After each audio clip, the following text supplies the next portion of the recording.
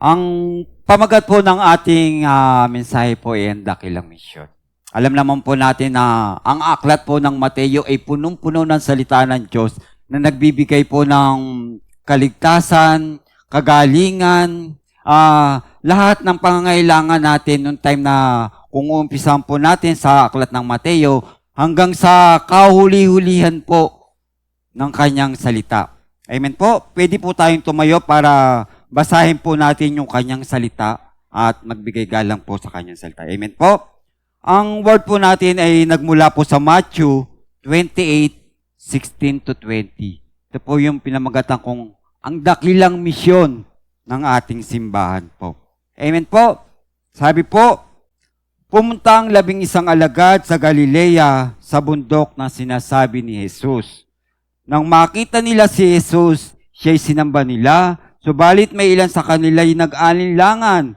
Lumapit si Jesus sa sinabi sa kanila, ibinigay na sa akin ang lahat ng kapangyarihan sa langit at sa lupa.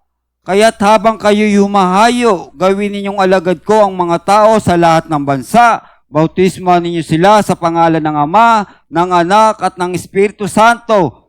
Turuan ninyo silang sumunod sa lahat ng inuutos ko sa inyo. Tandaan ninyo, ako'y laging kasama ninyo hanggang sa katapusan ng panahon. Let's pray po. Hallelujah, Lord Jesus. Lord, salamat po, Panginoon, sa iyong salita. Samahan mo kami, O Banal na Espiritu, upang patuloy naming maunawaan ang hiwaga at lalim na iyong salita na pagbubulay-bulayan po namin ng bawat isa. Salamat, Panginoon, sa iyong salita. I-bless mo, Panginoon, ang Matthew 28:16-20, Panginoon, na magbibigay po sa amin, Panginoon, ng rema, Panginoon, upang maging pananggala namin, kasama namin sa araw-araw namin pamumuhay, upang ito'y maging kasangkapan namin, Panginoon. Lord, salamat po sa iyong salita. Itanim mo sa aming puso, sa aming isipan na iyong salita, upang ito'y maging panlaban namin sa gawa ng kaaway na nakapalibot po sa amin. Lord, maraming salamat po, O Banal na Espiritu. Patuloy ka po naming inanyayahan. Ikaw lang po ang nagbibigay sa amin ng kaalaman at karunungan, Panginoon, upang ikaw lang po ang siyang gumagabay sa bawat sa amin. Lord, itago mo po ako sa iyong lukturan, Panginoon, upang ang kalwalhatian mo lang ang makita, O Diyos, sa araw na ito. Salamat po sa iyong kapangyarihan ay pagkakaloob mo, Panginoon. Gamitin mo ako upang maging daluyan, O Diyos, na iyong pagpapala, na iyong salita, Panginoon, na magbibigay po ng rema sa bawat kapatid, Panginoon. Lord, salamat po sa iyong salita na tunay nga, Panginoon, napakalaki po, Panginoon, at higit sa lahat, sa kapangyarihan po ng iyong salita. Lord, maraming salamat po, at tunay nga, ikaw lang po ang aming papupurihan, pasasalamatan, dadakilat-tiwalatiin, O Diyos, sa aming mga buhay, sapagkat ikaw ang Diyos na naming makapangyarihan sa lahat na may gawa ng langit at lupa. Lord, muli, sa inyo pong papurit pagsalamat, pagdakilat, pagwalalhati, O Diyos, sa pangalan ng Ama, sa pagliligtas ng Anak, at sa gabay patnubay ng Banal na Espiritu. In Jesus' name we pray. Amen. Thank you po. Hallelujah. Hallelujah, Lord Jesus. Tunay nga kung aanuhin po natin yung Matthew 28:16-20. Ito po yung huling mensahe ng Mateo na alam naman natin, sabi po, si Jesus ay nagpakita sa kanyang mga alagad, di na nagpakita sa mga hindi naniniwala sa kanya at hindi rin naniniwala, lalo na ngayon na buhay siya. At higit sa lahat, alam naman natin ang Panginoong Hesus, nung siya'y nabubuhay pa, sadyang marami pong hindi talaga naniniwala. Bagkat pinakikilala niya na kung sino siya. Sinasabi niya siya na siya ang buhay. Pero bakit? Bakit maraming hindi po tumanggap sa kanya? Siya po'y maraming pinagaling. Maraming nakakilala sa kanya.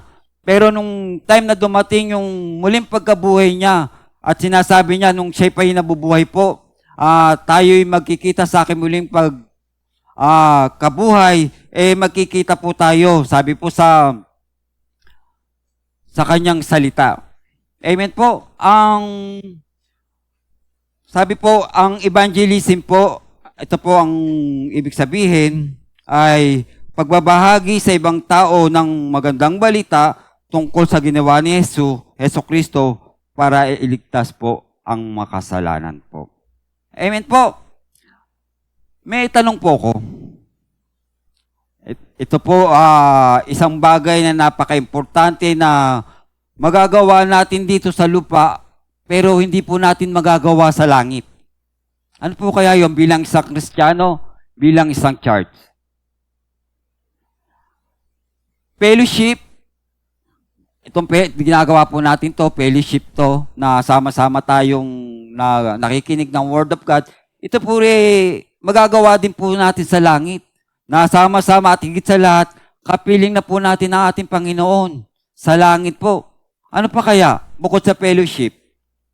Sa mga activities na ginagawa natin na ano po ang importanteng bagay na magagawa natin sa lupa na hindi na po natin magagawa sa langit? Preaching? Ito po, ginagawa po natin yung pagpapayag ng Diyos. Kung sa langit din po, magpipreach po ang Panginoong Hesus. Alam naman natin na siya po yung ugat ng pinagmula ng ating pananampalataya. Ano pa kaya? Worship? Music? Amen. Yung ginagawa natin praise and worship dito, gagawin din po natin sa langit. Kakanta tayo, sama-sama tayo, magpupurit, magpapasalamat sa Diyos. Ibang-ibang lahi na po. Kasama na rin natin ang ating Diyos. Ano pa kaya? Bukod sa fellowship, preaching, worship, o music, ano yung mga bagay na importante na magagawa natin sa lupa na hindi na natin gagawin sa langit? Amen po. May ideya po ang bawat isa. Amen po. Ito po ay evangelism. Amen po. Bakit po? Yung evangelism po, tayo dito po tayo magpapahayag ng salita ng Diyos. Pero pagdating sa langit po, hindi na po. Wala na pong non-Christian doon. Yung mga Christian na hindi tinanggap ang Panginoon, wala po, nalaglag po sila. Hindi po sila nakasama. Kung aanin po natin yung dakilang misyon ng bawat isa, ng bawat simbahan, ng bawat Kristiyano, na ito po yung kabilin-bilinan ng Diyos. Iniwan niya po sa atin to bago siya umakyat sa langit. Amen po. Basahin po natin yung Mateo 28:16. Sabi po, ang 11 alagad ay nagpunta sa Galilea sa bundok na itinuro sa kanila ni Jesus. Amen po. Bakit 11 na lang sila? Diba 12 po yung apostol? Dahil yung isa po, ito po yung nagkanulo sa Panginoon. Kaya 11 na lang po sila. Pero ito po yung naging 12. Sino po nakakaalam ng pang-12 po? Hindi na po si Judas kasi wala na siya eh. Si Matias. Amen? Si Matias po yung pang-12. Sabi po, nung buhay pa si Jesus, sinabi sa kanila, sa muling pagkabuhay ko, ay makikilala po natin ang ating Panginoon at makikita po natin siya sa bundok po ng Galilea. Ito po yung sabi ni Jesus sa kanyang, nung siya po yung nabubuhay pa sa lupa, na talaga namang sinabi niya na doon po tayo magkikita sa bundok po ng Galilea upang makita natin po ang Panginoon Kristo nang siya'y nabuhay po pagkaraan ng katlong araw po. Amen po. Sa ating buhay po bilang isang Kristiyano, saan po natin matatagpuan sa ating buhay? Sa araw-araw po natin ginagawa. Una, devotion po. Dito po natin matatagpuan natin Panginoon Jesus. Pagising pa lang po sa umaga, nananalangin na tayo. Siyempre, ang daily devotion po. Dito po natin nakakaniig. Pagbasa pa lang ng Word of God niya, nararamdaman na po natin ang kanyang presensya. Amen po. Pangalawa, yung 1 year daily Bible reading po natin. Alam naman natin, ito po yung kalooban ng Diyos sa bawat sa atin para maging sandata natin, panlaban natin. habang tayo nabubuhay po sa sanlibutan to. Alam naman natin ang sanlibutan ito'y pasama ng pasama. Kung wala po tayong Word of God, malamang tayo po'y madala ng sanlibutan. Alam naman natin ang sanlibutan. Lahat ng bawal nasa sanlibutan po. Pero sabi nga, bakit napakasarap ng mga bawal? At iyon ang hinahanap ng mga taong hindi nakakakilala sa Diyos. Pero ang mga Kristiyano na nakakilala sa Diyos, ano ang hinahanap nila? Ang Panginoong Jesucristo. Amen po. Pangatlo, panalangin po. Kung tayo po nananalangin, dito po natin nakakanig ang Panginoon sa pamamagitan ng ating pagsamo, paglapit sa habagan niya ng kanyang trono upang humingi tayo ng gabay, patnubay sa araw-araw ng ating buhay. Sa ating trabaho, bago tayo umalis, di ba nananalangin po tayo, Lord, samahan mo ko. Salamat, Panginoon, na naandyan ka. Hallelujah pa. Ano pa? Sa mga gagawain po natin sa church, tulad ng mga kabataan, youth life. Yan po natin nakakatagpo ang ating Panginoong Jesucristo. Sa mga elder po, yung midweek, dito po natin nakakatagpo ang ating Diyos na buhay. Hallelujah. Saan pa? Yung ginanap po kanina natin, ito po, yung Sunday service. Sa awitan pa lang po natin, kasama na natin ang presensya ng Diyos. Ito pa, yung kanyang Word of God. Hallelujah. Na tunay nga, ang bawat salita niya ay dapat itanim natin sa ating puso at yung mga rhema words na maririnig po natin ngayon. Dahil ito po yung ating pag-aaralan po. Amen po. Sabi po sa Matthew 26:32, ngunit pagkatapos na ako'y muling mabuhay, mauuna ako sa inyo sa Galilea. Ito po yung sabi po ng Panginoon Jesucristo. Di po alam ng mga apostol na si Jesus ay muling nabuhay po. Bagamat sa araw-araw na kanilang buhay, laging kasama nila ang mga apostol. Lagi niya ipinahayag na siya'y mamamatay, magbabata, mamamatay, at sa ikatlong araw ay muling mabubuhay po. Pero nung nabuhay po pa ni Jesucristo, hindi po nila alam na sa loob ng ikatlong araw ay siya po ay mabubuhay. Amen po.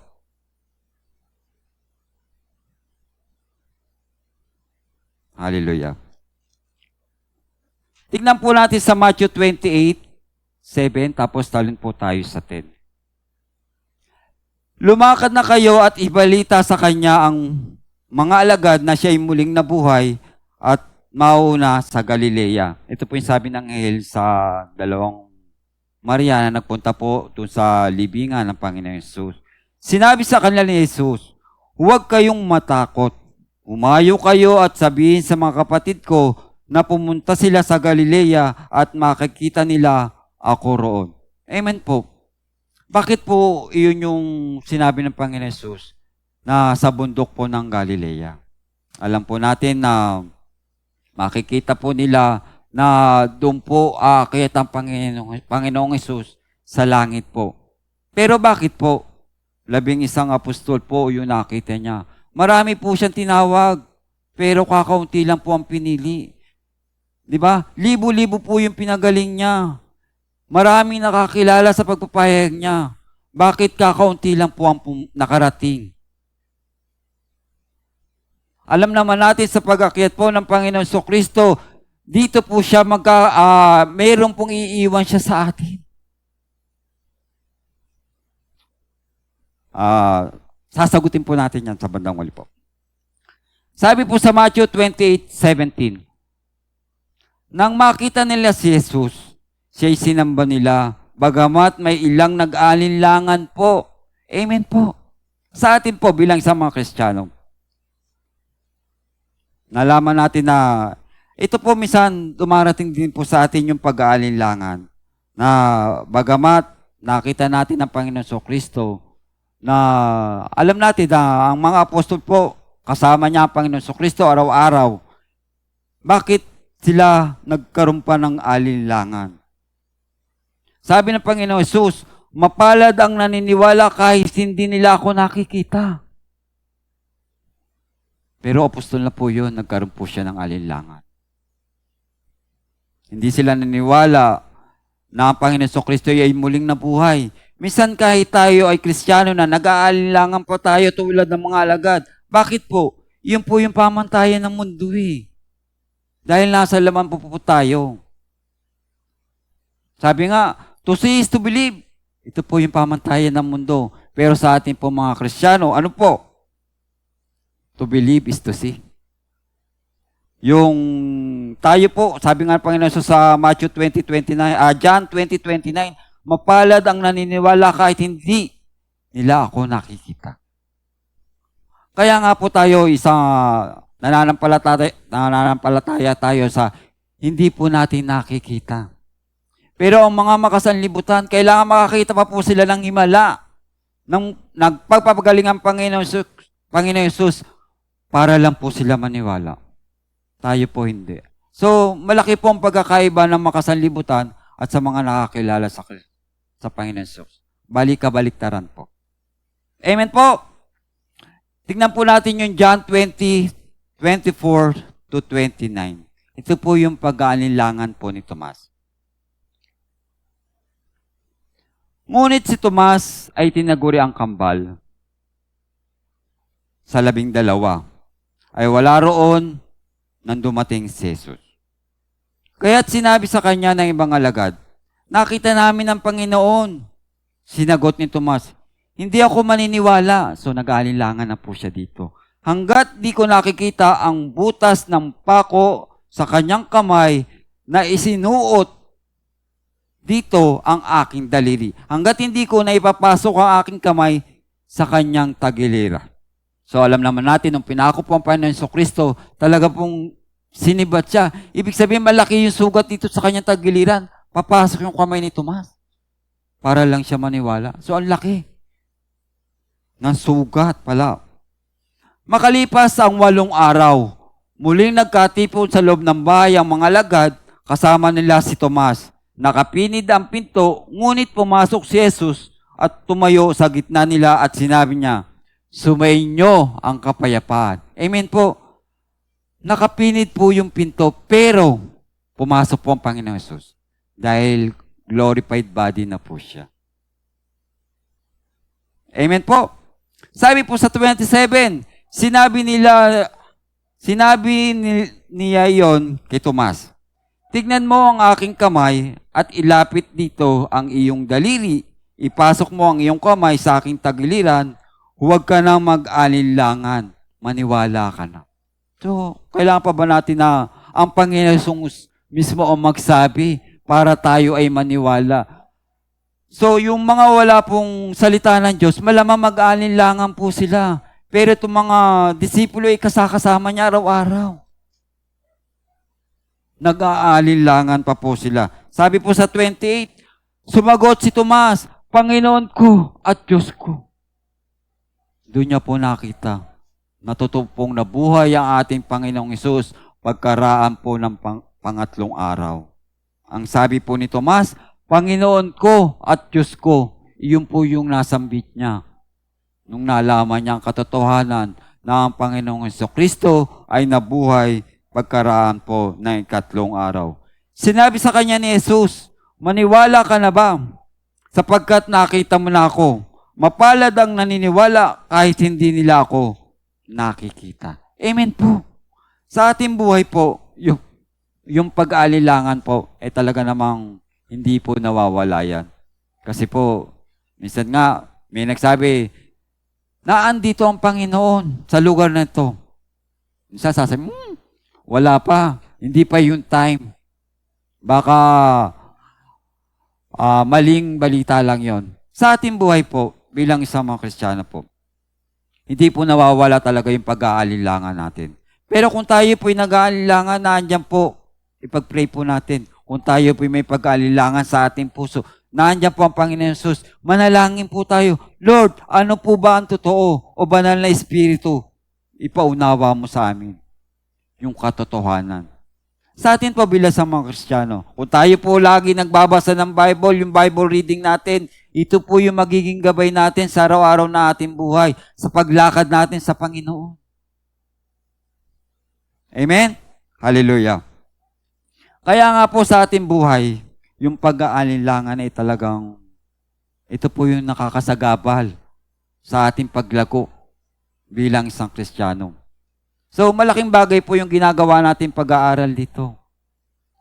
Yung nabanggit ko nga kanina, yung ang sabi po, yung daily devotion, Bible reading, prayer, saka yung mga pag-attend po sa mga gawain ng Diyos. Ito po yung nagbibigay po sa atin ng kalakasang espiritual na madadama natin sa ating mga kapatiran sa pagpapahayag po ng salita ng Diyos. Wala po sa sanlibutan ito. Kasi ang makikita natin po sa sanlibutan, puro kalayawan po. Yung mga bagay na masarap pero masama na magbubulit po sa atin ng kasalanan. Pero sa piling ng Diyos, tayo po idadali niya sa buhay na walang hanggan sapagkat ito po yung pangako niya sa bawat isa sa atin. Amen po. Sabi po sa ating buhay po, alam naman natin na bilang isang Kristiyano, kung dumarating po yung pag-aalilangan, surrender na lang po natin kay Lord. Lord, patawad po, ako po yung nag-aalilangan sa iyong salita na hindi ko alam na ikaw po namatay, nagbata, nabuhay sa ikatlong araw. Ito po hindi ko nalalaman. Patawad po. Hallelujah, Lord Jesus. Amen. Sabi po sa Matthew 28:18 po. Lumapit si Jesus sa sinabi sa kanila, ibinigay na sa akin ang lahat ng kapangyarihan sa langit at sa lupa. Amen po. Mga kapatid ko, ito po ang kapangyarihang iniwan niya sa langit para maabot tayo ng Panginoon. Sa lahat ng pasakit na naranasan natin sa sanlibutang ito, iyan ay yung dakilang pag-ibig niya para sa atin. Napunta ang Panginoon para mailigtas tayo sa kasalanan ng sanlibutan, mga kabiguan, mga paghihirap, na patuloy tayong nilulugmok sa mga pasanin natin. Nang dumating ang Panginoong Hesus, dinala niya ang lahat ng pasanin natin, maging ang ating kasalanan. Oo, hanggang sa kamatayan. Iyan po ang kanyang dakilang pag-ibig sa atin. Amen po. Alam naman natin na yung authority ibinigay ng Diyos sa Panginoong Hesus dito sa langit, dito sa lupa. Hallelujah. Sabi po sa Daniel 7-13 po.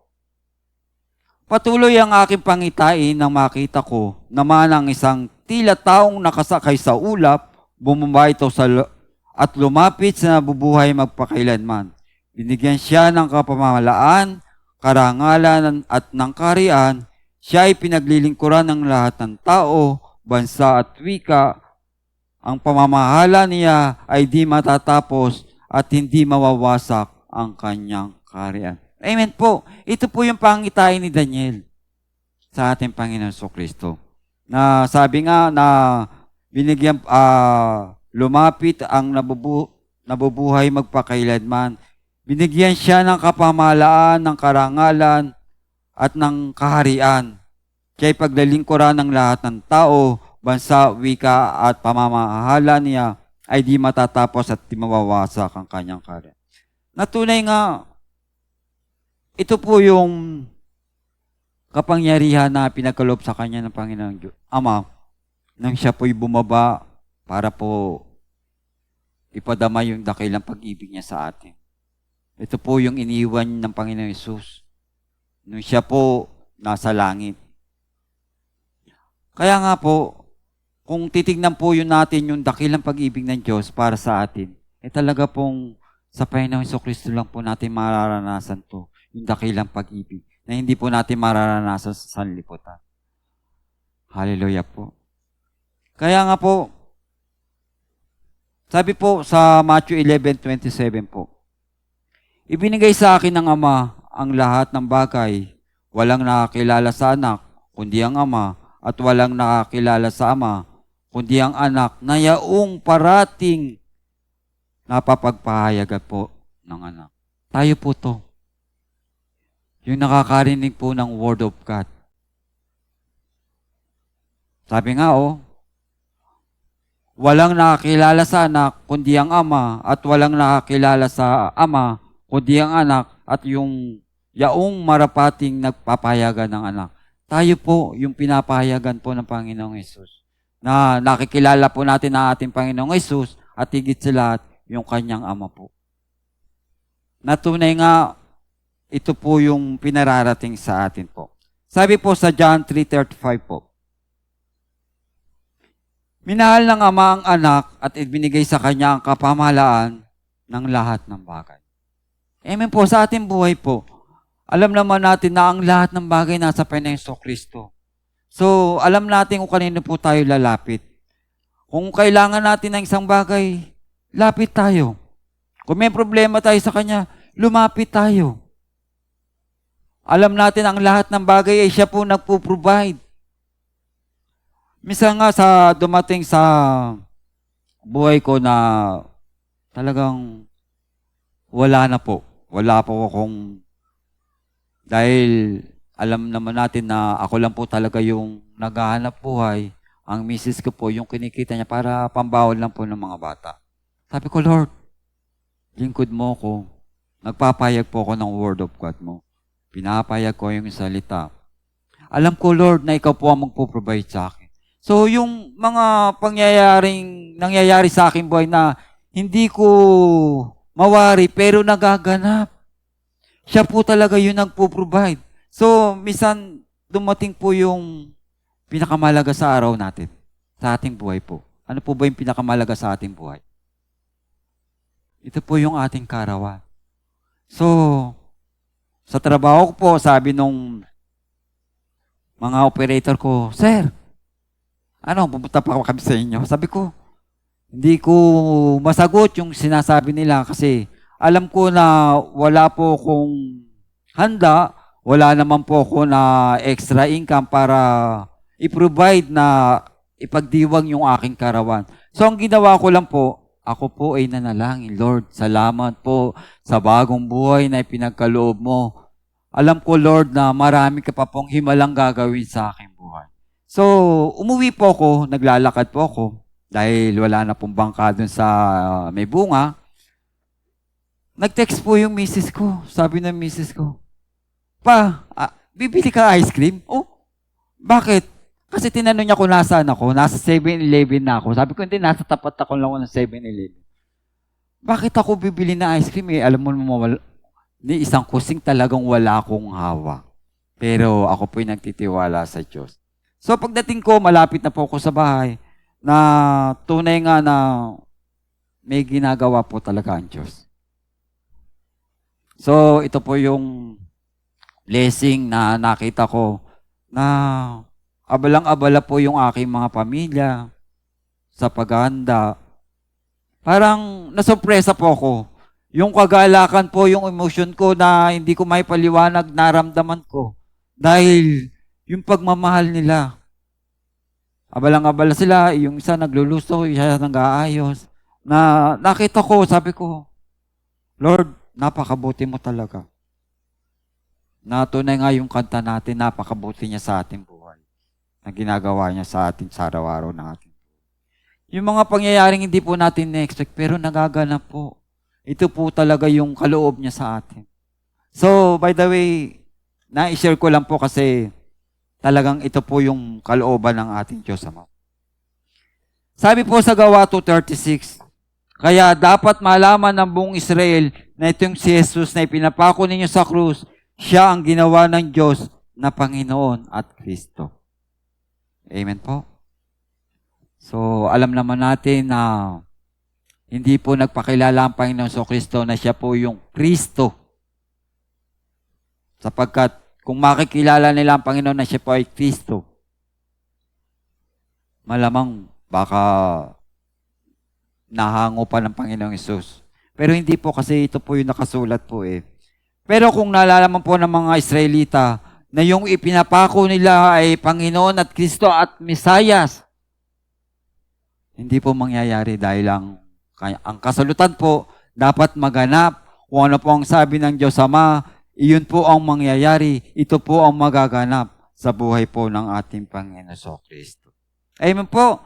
Sabi po sa Efeso 1:21, kaya nasa ilalim ng kapangyarihan ni Kristo ang lahat ng paghahari, kapamahalaan, kapangyarihan, at pamunuan. Higit ang kanyang pangalan kaysa lahat ng pangalan, hindi lamang sa panahong ito, kundi pati sa panahong darating. Amen po. Higit po yung kanyang pangalan. Sabi nga, isang pangalan po ang pinigay ng Panginoon Jesucristo. Ang pangalan po ng Panginoong Jesus sa ikaliligtas po ng lahat. Isang pangalan po, wala na pong ibang pangalan. So kung may marinig kayo ibang pangalan, alam naman natin ang salita ng Diyos. Ito po yung panghawakan po natin. Baka may napunta doon, narito ang Panginoon, pero iba pala. Kasi may lalabas po talaga na false prophet. Babalik na rin po yung salita ng Diyos. So kung tayo po lumalakad sa landas na matuwid, alam po natin yung salita niya, hindi po tayo maliligaw ng mga gawa ng kaaway po. Kaya po tayo narito, tayo po'y nagpapalakasan upang malaman natin yung katotohanan kung sino po talaga ang Panginoong Jesucristo sa ating buhay po. Amen po. Sa Filipos 2:8-9 po, ang sabi po niya, siya'y nagpakababa at naging masunuri hanggang kamatayan sa krus. Oo naman, siya'y itinampok ng Diyos at binigyan ng pangalan, higit sa lahat ng pangalan. So, alam naman natin talaga po, ang pangalan ng Panginoon Jesucristo ay makapangyarihan. Ito po yung ginagamit natin panlaban sa kaaway. Sa ating pananalangin po, ang pangalan ng Panginoong Jesus ay lagi po natin banggitin. Ang Diyos Ama, ang Diyos Anak, at Diyos Espiritu Santo. Amen po.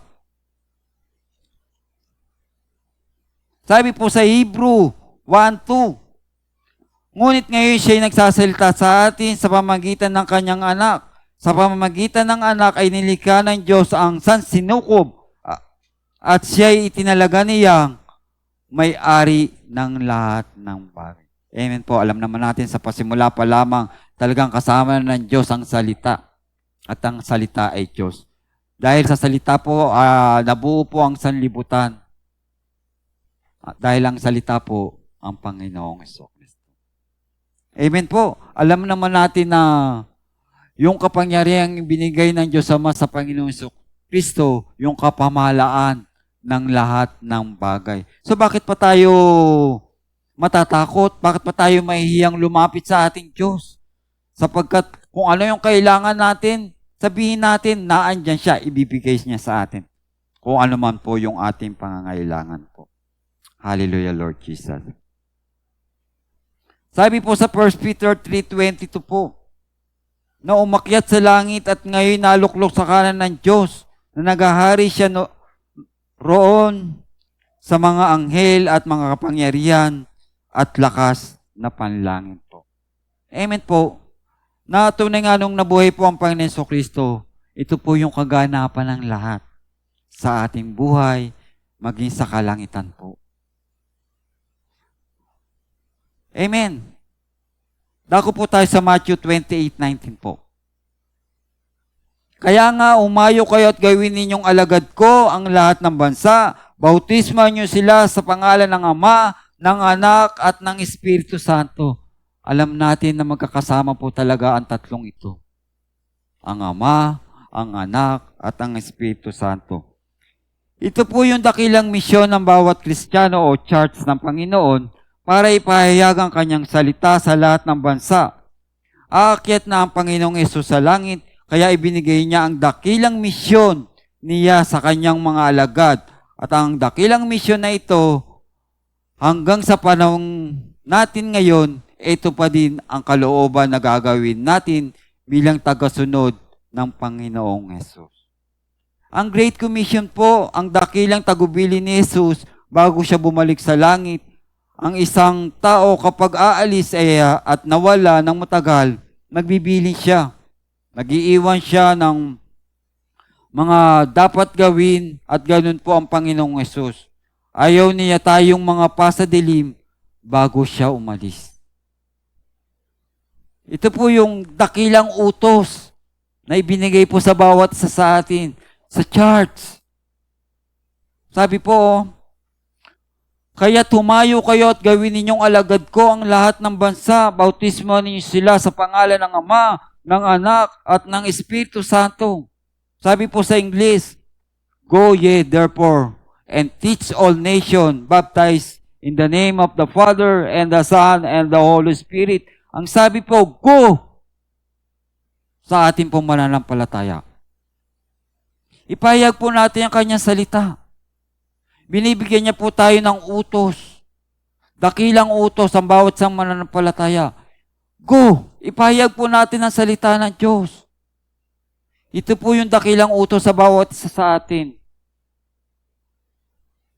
So, sa ating pagpapahayag po, ay, hindi ko kasama si sister, wala pa eh. Hindi pa ako makakapagpahayag. Wala pa si brother, wala pa si pastor. Pero ang sabi ng Diyos, kasama natin siya. Di ba? Sa kanta natin, kasama natin ang Diyos. Bakit tayo matatakot i-share ang Word of God? Ang lahat ng bagay ay nasa Panginoon. Sabi nga sa salita natin, go! Ipahayag po natin ang kanyang salita. Amen.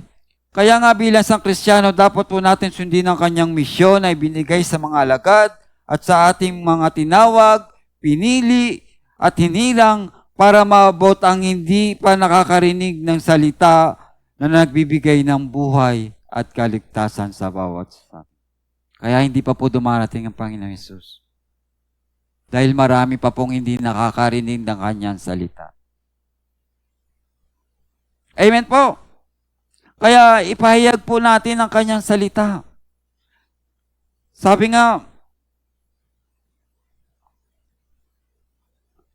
po, sa pagpapahayag po na ng ating salita, kung tayo po ay hahayo, ipag-pray po muna natin yung ating hahayuan.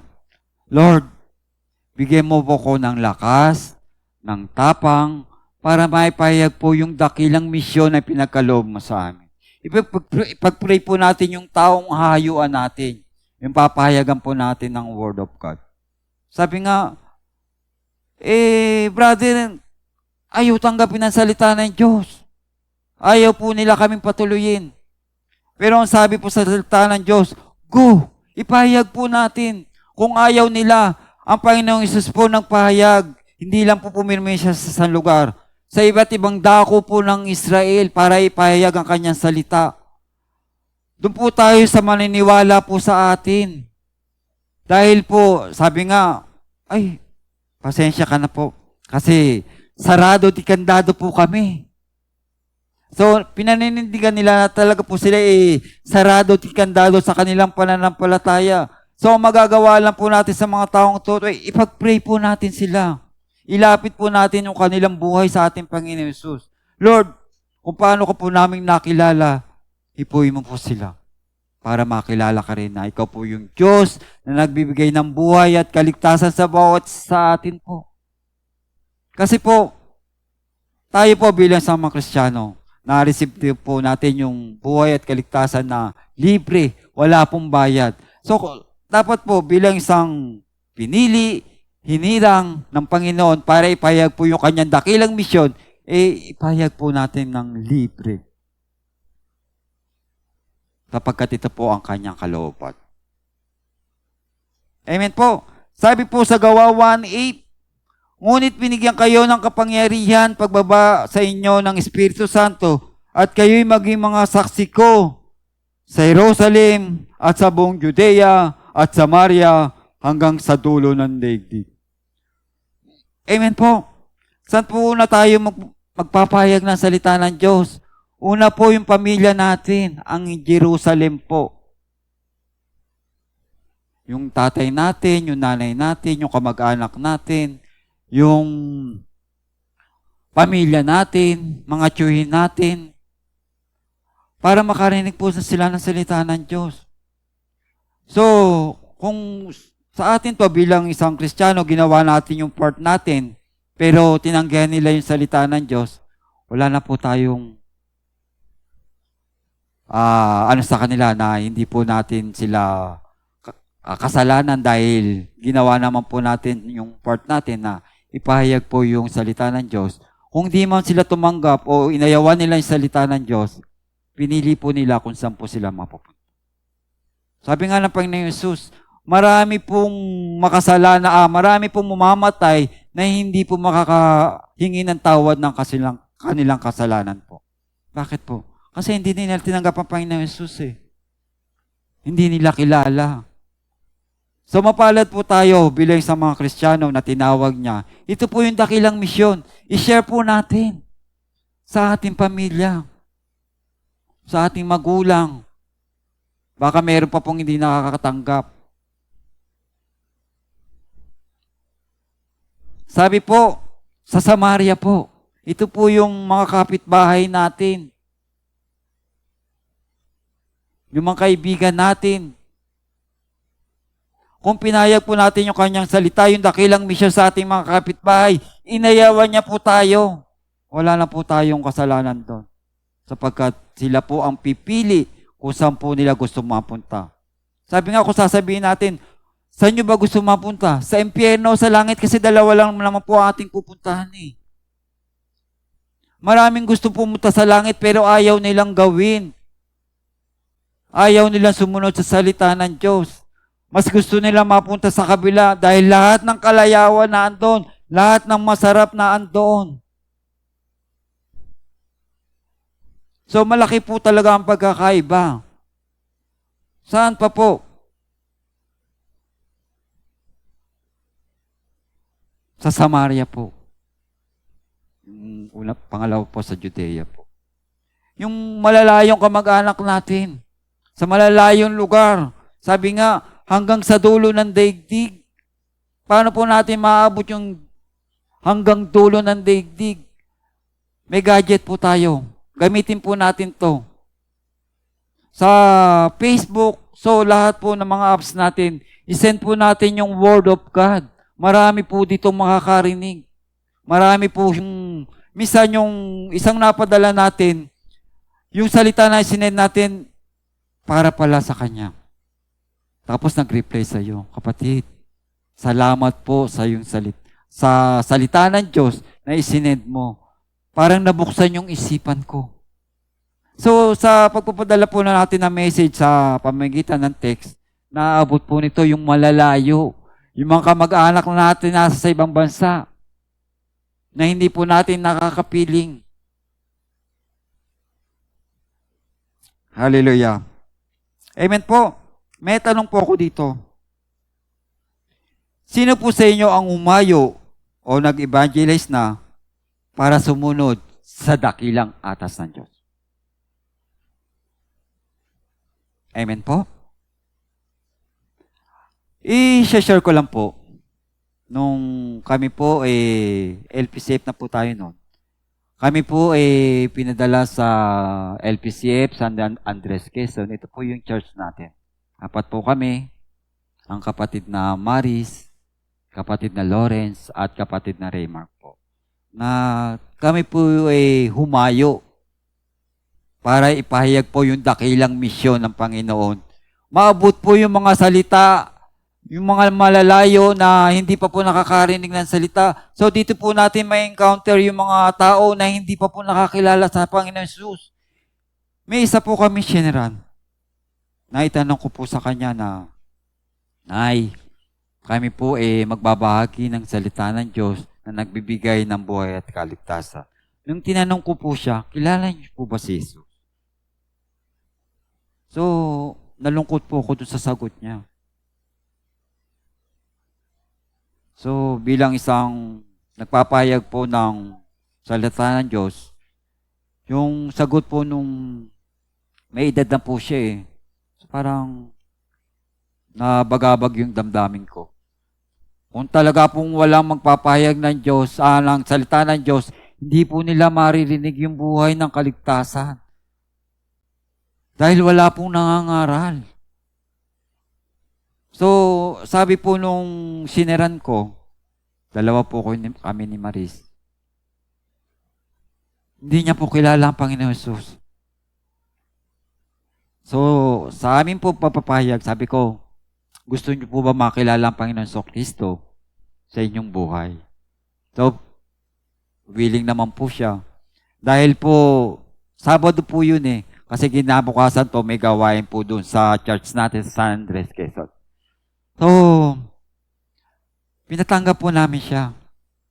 Pinaliwanag po muna namin yung Word of God na si Kristo po, sabi nga sa John 3:16, gayon na lamang po ang pag-ibig ng Diyos sa sanlibutan. Ibinigay niya yung kaisa-isa niyang anak upang ang lahat ng sumampalataya ay hindi mapahama kundi magkaroon ng buhay na walang hanggan. So, nung pinatanggap po namin siya, nagumapaw sa aming puso yung kagalakang maibahagi yung dakilang misyon sa mga nangangailangan po ng buhay at kaligtasan. So, nung tumanggap po siya, sabi namin, Nay, iimbitahin po namin kayo. Kasi sa bundok po yun eh. Bali, sa baba po yung church. Iimbitahin po namin kayo sa LPCF, doon po sa baba, kila Pastor Twico po. So, inanyayaan po namin siya. So, kinabukasan po, talagang nagumapo yung puso ko. Bukod sa siya, kasama pa po yung pamilya niya. Dahil po mahirap po yung buhay sa San Andres Quezon, nasa bundok po sila. Nagbigay po kami ng konting pamasahe para makarating po sila doon.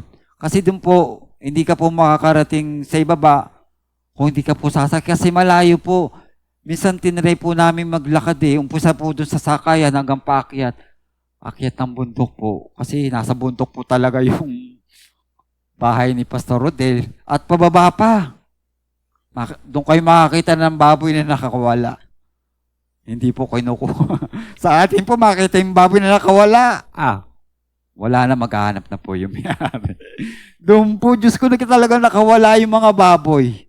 So, malaking bagay po sa ating paghayop po na tayo po itinuturuan. So, kung puno po tayo ng salita ng Diyos, ito po yung magagamit natin sa paghayop. Nag-aaral tayo, nagdi-devotion tayo, nananalangin tayo, at patuloy tayo nagsiseminar na pinagkakaloob ng ating pastor na nagbibigay po ito ng aral upang yung antas ng ating pananampalataya ay tumaas at ma-share po natin yung salita po ng Diyos. Sapagkat ito po ang nais niya. Ipahayag po natin yung kanyang dakilang misyon. Sabi nga, go! Ipahayag po natin. Huwag po natin ikahiya mag-share ng Word of God. Sabi, nahihiya ako eh. Ipahayag yung salita ng Diyos. Kasi aayawan po lang nila. Pero sa ating pabilis ang mananampalataya, kung nakakarinig po tayo ng mga ganung bagay na inaayawan po tayo, ayaw nila tanggapin ng Panginoon Jesus. So marami naman po talaga. Dahil miski nung una pa lang, inaayawan na po ang salita ng Diyos. So ang magagawa lang po natin, bilis ang mananampalataya, i-pray po natin. Humingi po tayo ng tapang, ng lakas, para maipahayag po yung salita ng Diyos. Ipanalangin po natin sila para mailapit po natin sila sa ating Panginoon. So kung tayo po makaka-receive ng mga pagtanggi, sabi nga sa salita ng Diyos, kung pumasok ko sa isang tahanan, inayawan nila ang salita ng Diyos, huwag ka na po magtagal. Ipagpag mo na ang iyong mga tsinelas at ang iyong alikabok mawala. Para hindi na po tayo maano doon kung wala na po tayong sala doon dahil sila na po mismo ang umayaw sa salita ng Diyos. Kasi po, tayo po bilang isang mga tinawag, ginilang at pinili ng Diyos, mismo yung sambayan natin, aayawan po tayo. Tatanggihan po niya tayo ng salita ng Diyos. Bakit po? Kilala nila tayo eh. Di ba kilala na Panginoon Jesus yung kanyang mga kapatid? Nagpahayag siya sa templo. Pero namanga sila sa mga karunungang ibinahagi nila. Saan nakakuha ng karunungan ng taong ito? Di ba ito yung anak ni Jose? Na karpintero? Ito po yung pamamaraan ng Diyos.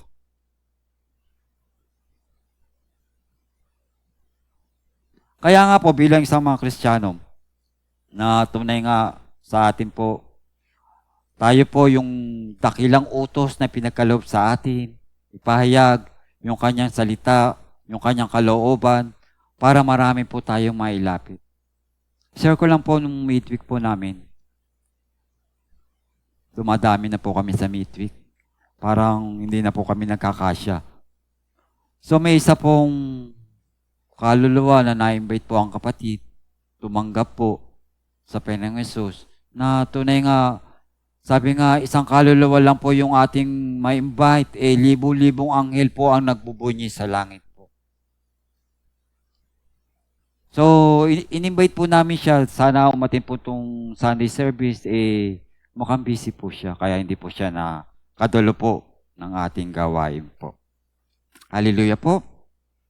So, yung pag-evangelize po ng kanyang word, ihingi po natin kay Lord para naandun yung lakas, yung tapang, para maipahayag po natin. At hindi sa lahat, ipag-pray po natin yung ating papahayagan po ng salita ng Diyos. Amen po. Hallelujah. Dako po tayo sa Marcos 16:15 po.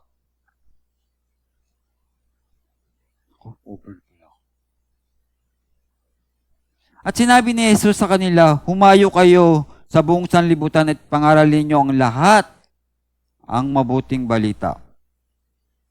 Amen po. Sa atin po, dapat talaga natin ipahayag po talaga sa buong sanlibutan ng kanyang salita. Sabi po sa Lucas 24:47, sa kanyang pangalan, ang pagsisisi at kapatawaran ng mga kasalanan ay dapat ipangaral sa lahat ng bansa na magmumula po sa Jerusalem. Amen po. Dahil sa kanyang pangalan po, kung re-receive nila ang Panginoon, sila po ay magsisisi sa kanilang mga kasalanan na gawa at hihingi ng kapatawaran sa ating Diyos na buhay. Amen po. Sabi po sa Gawa 2:38-39, sumagot si Pedro, pagsisihat ninyo talikdan ng inyong mga kasalanan at magbautismuhan kayo sa pangalan ng Panginoong Hesus upang kayo'y patawarin at pagkalob sa inyo ang Espiritu Santo. Sapagkat ang pangako ay para sa inyo at sa inyong mga anak at sa lahat ng nasa malayo at sa bawat tatawagin ng Panginoon. Amen po. Kasi po ito po yung salita na talaga naman para po sa mga Israel. Sila po yung gagamitin ng Panginoon para ipahayag po ang salita ng Diyos sa buong mundo po. Pero inayawan nila ang Mesiyas po. Kanina po napunta? Sa atin po. Kaya mapalad po tayo. Dahil yung kaligtasan ay napunta po sa atin. Yung dakilang misyon, yung dakilang utos ay pinagkaloob po sa atin bilang tagasunod po ng Panginoon Jesucristo. Hallelujah, Lord Jesus. Sabi nga po sa last verse po natin sa Matthew 28:20 po. At turuan ninyo sumunod ang lahat ng pinag-uutos ko sa inyo. Tandaan ninyo, ako'y laging kasama ninyo hanggang sa katapusan ng sanlibutan. Amen po. Kasama natin ang Panginoon Jesus hanggang sa katapusan ng mundo. Iyan po yung pangako niya. Mapagtagumpayan natin ang mundong ito. Alam natin ang authority na meron ng ating Panginoong Jesus. Pero iba pa din ang kasama natin siya. Although hindi natin kasama siya physically, kasama naman natin ang kanyang Holy Spirit na ipinangako niya. Kaya huwag tayong matakot, mga kapatid, sa ating panalangin, naroon siya sa ating pag-aaral, sa salita ng Diyos, at sa ating paghayo, naroon palagi ang Holy Spirit na nagpapahayag po sa atin. Amen po. Kaya kung tayo po ay hahayo, ilapit lang po natin sa ating Diyos na po. Amen po. Sa Gawa 2:42 po, nanatili sila na ituro sa mga apostol ang pagsama-sama bilang magkakapatid. Ito po yung fellowship. At pagpirapiraso ng tinapay, ito po yung ginagawa nating communion. At panalangin po, ito po yung itinuro sa atin na dapat po nating lagi po nating gampanan sapagkat dito po nalulugod ng Panginoon. Yung fellowship, communion, prayer, sapagkat dito po natin siya nakakaniin. Amen po. Sa Gawa 4:31 po.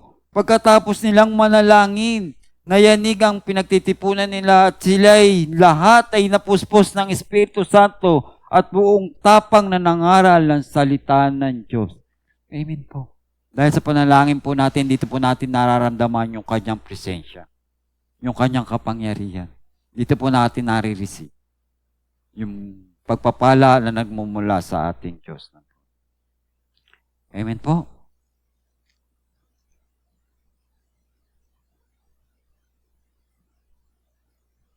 Sabi po sa John 14:26 po,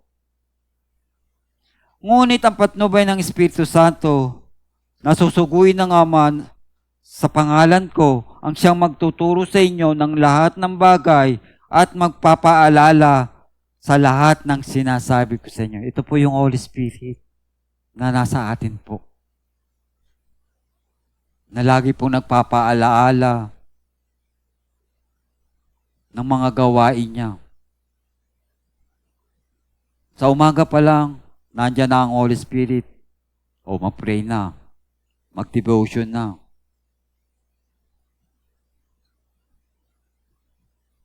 Hallelujah, Lord Jesus. Alam naman natin na yung banal na Espiritu na siya pong araw-araw natin kasama, na siya pong nagtuturo sa atin.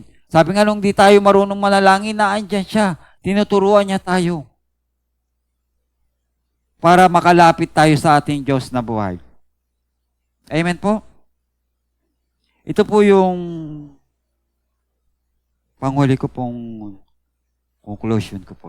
Sabi po, gusto ng Panginoong Hesus na tapusin natin yung kanyang sinimulan. Amen po? Nagpakilala siya sa mga alagad. Tinuruan niya silang umayo. Umayo siya kasama nila at namatay sa krus. Ngunit nabuhay siya mula sa mga patay. Ngunit bago siya umakyat sa langit, ibinigay niya sa atin ang dakilang misyon na magbabago sa buong mundo.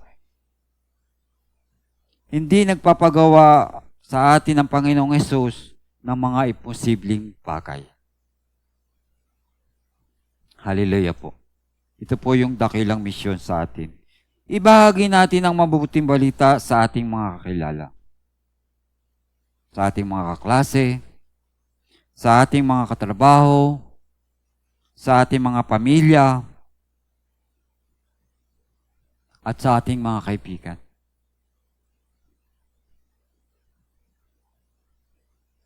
Ano pa? Maging patotoo natin sa kanila ang buhay natin na nabago simula na tinanggap natin ng Panginoon at tagapagligtas. Amen po? Dito po ako nagtatapos. God bless you, LPCF. Pero po, sa ating pong grouping, meron po tayong 3 katanungan na sasagutin. Sapagkat napaka-importante po. Sa atin po bilang isang Kristiyano, dito po natin nakakalubilo ang ating Diyos na buhay. Amen po? Unang tanong. Nakapag-evangelize ka na ba? Yes or no? Bakit? Ayan po.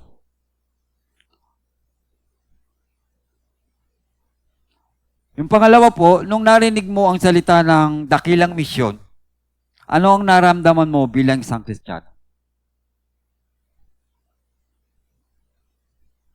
Pangatlo po, mga narinig po natin ang salita ng Diyos.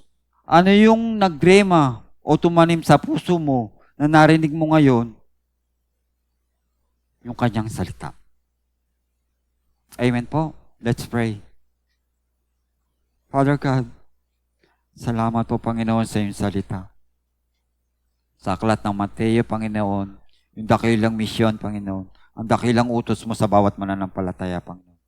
Lord, salamat po sa iyong salita. Yung lalim at hiwaga, Panginoon, ito na yung pinaunawa mo sa amin.